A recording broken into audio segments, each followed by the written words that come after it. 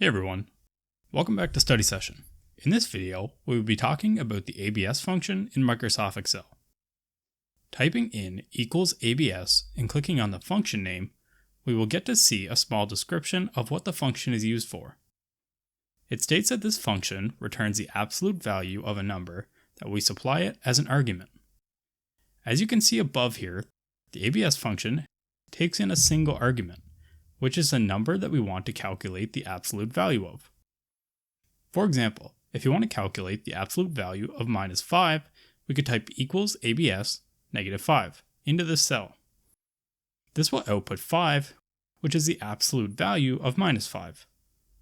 As we expected, we are just getting the magnitude of the number as the output, which is what the absolute value does. Therefore, anytime you take an absolute value of a number, you are always going to get a positive value as an output.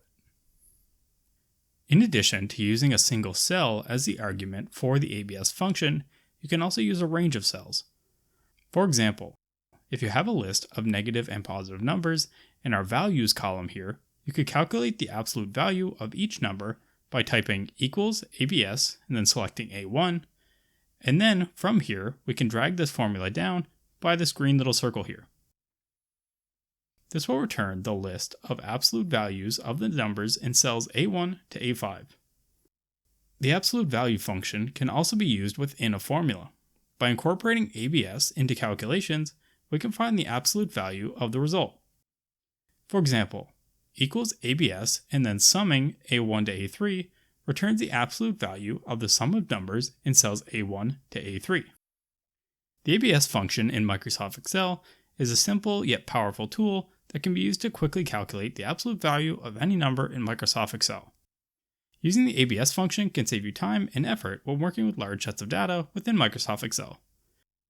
I hope that this video helped you learn something about the ABS function in Microsoft Excel.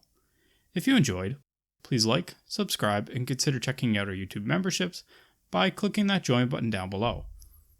However, if you have any comments, questions, or concerns about the information I provided in this video, please leave a comment down below and I will do my best to address your concerns.